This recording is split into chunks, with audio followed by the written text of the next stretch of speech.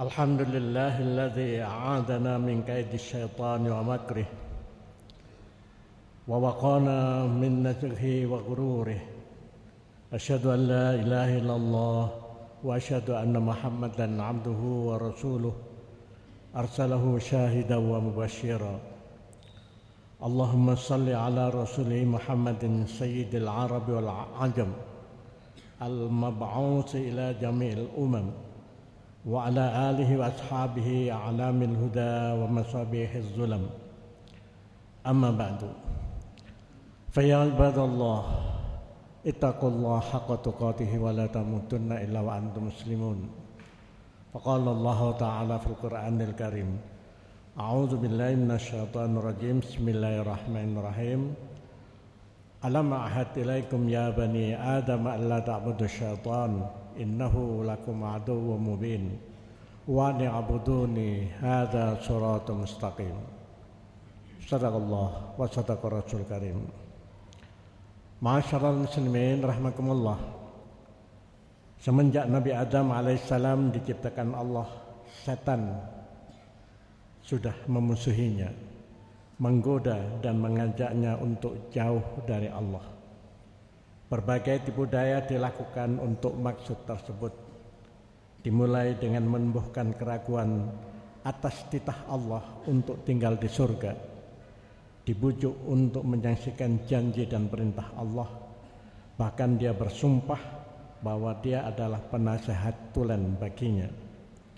Kemudian membujuknya untuk tidak mematuhi perintah Allah dengan memakan buah larangan, menipu dan memperdayainya, serta menggelincirkannya dari jalan kebenaran yang diperintahkan Allah. Semuanya difirmankan Allah dalam surat Al-A'raf ayat 20 sampai dengan 22. Fawaswasa lahum syaitan liyubdiya lahuma ma rumuriya anhuma min sawatihima wa qala ma nahakuma rabbukuma an hadhihi syajarah illa an takuna malakaini aw takuna minal khalidin wa qasamahuma inni lakuma laminan nasihin fadallahuma bighurur falamma dhaqa asy-syajarata badat lahuma sawatuhuma wa tafiqa yahsifani 'alaihima min waraqil jannah wa nadahuma rabbuhuma alam anhakuma an tilkuma asy-syajarah wa qul lakuma innasyaitana lakuma aduwwum mubin. Karena itu Nabi Adam dan Siti Hawa diturunkan ke bumi sebagai tempat tinggalnya dan anak keturunannya.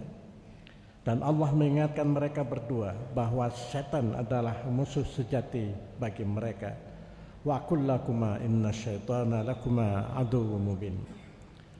Selain telah memperdayai Nabi Adam dan Siti Hawa, setan juga meminta izin untuk menggoda dan memperdaya anak turun Nabi Adam sampai hari akhirat, dan Allah mengizinkannya.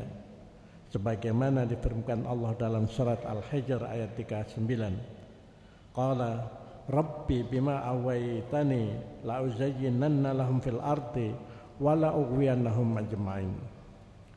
Iblis berkata, ya Allah Tuhanku, oleh sebab engkau telah memutuskan bahwa aku sesat, pasti aku menjadikan mereka memandang baik perbuatan maksiat di muka bumi, dan aku pasti akan menyesatkan mereka semuanya. Setan selalu mencari anak manusia untuk mengikutinya agar mengingkari kebenaran, mengingkari yang hak, serta kafir kepada Allah. Dan setelah manusia kafir, dia lepas tangan karena dia sendiri takut kepada Allah. Seperti difirmankan Allah dalam surat Al-Hasyr ayat 16, kamathali syaitan idh qala al-insanu kfur falamma kafara qala inni bari'un minka inni akhafullaha rabbal alamin. Ma'asyiral muslimin rahimakumullah. Untuk memuluskan tipu dayanya, setan bersemayam dalam diri manusia seperti darah yang mengalir. Dia berada dalam diri manusia layaknya teman setan, teman setia yang selalu menyertainya ketika dia berpaling dan lupa terhadap Allah. Allah berfirman dalam surat Az-Zukhruf ayat 26, Wa may ya'shu an dzikrir rahman nuqayyid lahu syaitanan fahuwa lahu qarin. Dan barang siapa yang berpaling dari ingat kepada Allah, maka aku jadikan setan sebagai qarin. Teman setan itulah yang disebut qarin dalam ayat tersebut. Ketika Syekh Ibnu Utsaimin ditanya apa qarin itu, beliau menjawab, qarin adalah setan yang ditugasi untuk menyesatkan manusia dengan izin Allah. Dia bertugas memerintahkan kemungkaran dan mencegah yang ma'ruf. Makhluk ini ada pada setiap manusia, sampai pun dalam diri Rasulullah sallallahu alaihi wasallam, sebagaimana hadis dari Ibnu Abbas radhiyallahu an, Rasulullah bersabda, setiap orang di antara kalian telah diutus untuknya seorang qarin dari golongan jin. Para sahabat bertanya, termasuk Anda wahai Rasulullah? Beliau menjawab, wa iyyaya illa annallaha a'anani alaihi fa aslama fala ya'muruni illa bi khairin.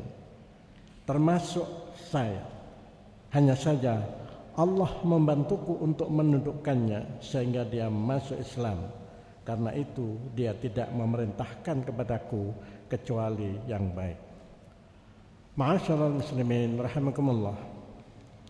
Rahmat Allah meliputi segala sesuatu. Meskipun Allah mengizinkan setan menggoda manusia, tetapi Allah melindungi mereka dengan memberi hidayah berupa iman dan ilmu. Berbekal ini, derajat manusia terangkat beberapa derajat. Iman membimbing ilmunya untuk mengenal dan mendekatkannya kepada Allah. Imannya menyinari pikirannya untuk mengetahui kebenaran hakiki. Imannya menguatkan pengetahuan dan pikirannya yang salah tentang hari akhir dan alam gaib.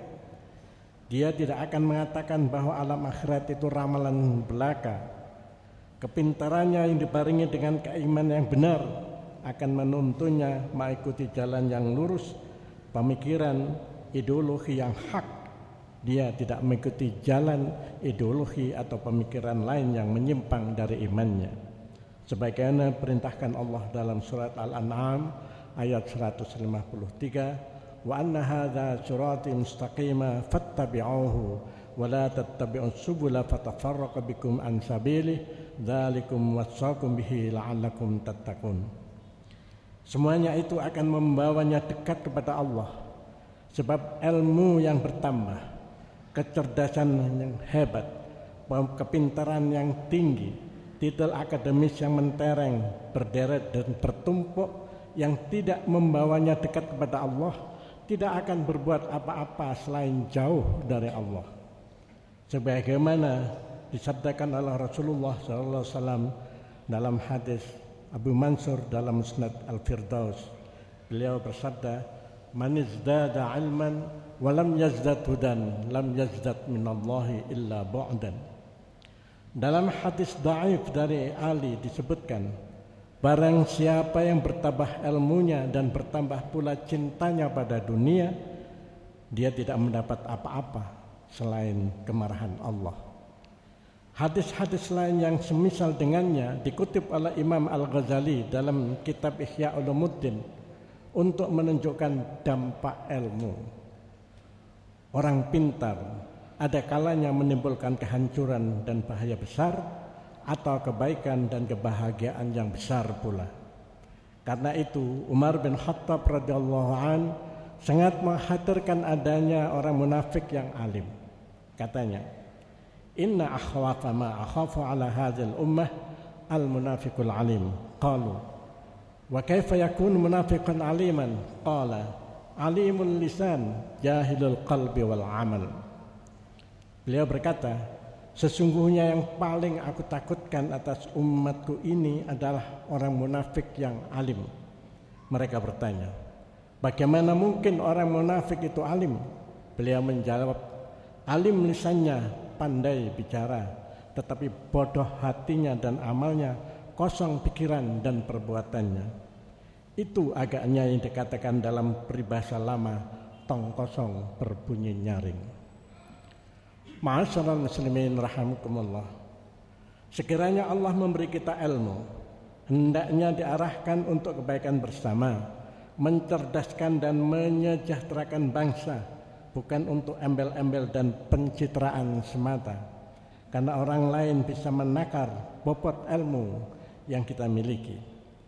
Akan lebih terhormat jika tidak bertitel ilmu sekedarnya tapi dekat dengan Allah daripada titel akademis mentereng dan berderet ilmu setinggi langit tetapi jauh dari Allah.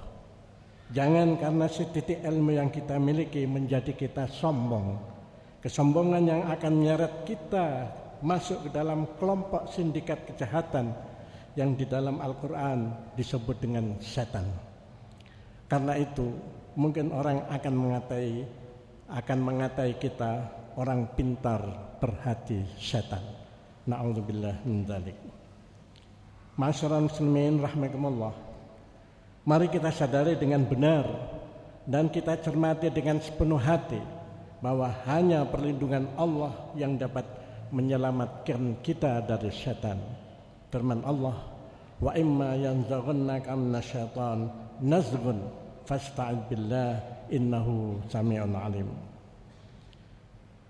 Dalam tafsir As-Sa'di dinyatakan, kapanpun dan dalam keadaan apapun, ketika setan menggoda Anda, di mana Anda akan merasakan adanya bisikan menghalangi Anda untuk melakukan kebaikan, mendorong Anda untuk berdosa, atau membangkitkan keinginan Anda untuk maksiat, maka berlindunglah kepada Allah. Sandarkan diri Anda kepada Allah, mintalah perlindungan kepadanya. Sesungguhnya Dia Maha mendengar terhadap yang Anda ucapkan dan Maha mengetahui niat Anda, kekuatan dan kelemahan Anda. Dia mengetahui kesungguhan Anda dalam bersandar kepadanya, sehingga Dia akan melindungi Anda dari godaan dan was-was setan. Akhirnya kita akan kembali kepada Allah. Semua yang kita miliki menjadi tanggung jawab kita. Berilmu atau tidak, pandai atau bodoh, semuanya akan ditanya olehnya. Hanya orang yang beriman dan bertakwa kepada Allah yang akan selamat. Kedekatannya dengan Allah merupakan nikmat terbesar karena Allah akan menerangi hatinya dan pikirannya dengan nur ilahinya. Dia terpilih sebagai orang yang dicintai Allah. Nurun ala nur yahdillahu linurihi man yasha.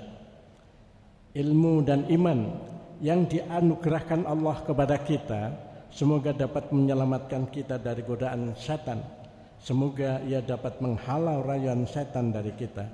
Semoga kita dapat bersegera taubat kepadanya, karena tidak ada pertaubatan sesudah kematian dan tidak ada tempat tinggal selain surga atau neraka. Rasulullah SAW mengingatkan hal ini dalam satu khutbah beliau. Orang mukmin berada di antara dua ketakutan, yaitu ketakutan terhadap masa lalunya dan dia tidak tahu apa yang Allah catatkan baginya, dan ketakutan terhadap waktu yang akan datang, dia tidak tahu apa yang akan diputuskan Allah di sana. Maka hendaklah setiap hamba membekali dirinya dari dunianya untuk akhiratnya, dari hidupnya untuk kematiannya, dan dari masa mudanya untuk masa tuanya. Sesungguhnya dunia diciptakan untuk kalian dan kalian diciptakan untuk akhirat. Demi Allah, zat yang diriku di tangannya, tidak ada pertaubatan sesudah kematian dan tidak ada tempat tinggal sesudahnya selain surga atau neraka. Marilah kita berdoa kehadirat Allah Subhanahu wa taala. Semoga Allah selalu membimbing kita, tetap memberikan kita hidayah. Semoga dengan hidayah ini kita akan terpanggil olehnya dalam keadaan husnul khatimah. Amin ya rabbal alamin. Barakallahu li wa lakum fil Qur'anil azim wa nafa'ani wa iyyakum finnal ayatil hakim. Aqulu qouli hadza wa astaghfiru innahu wal ghafurur rahim.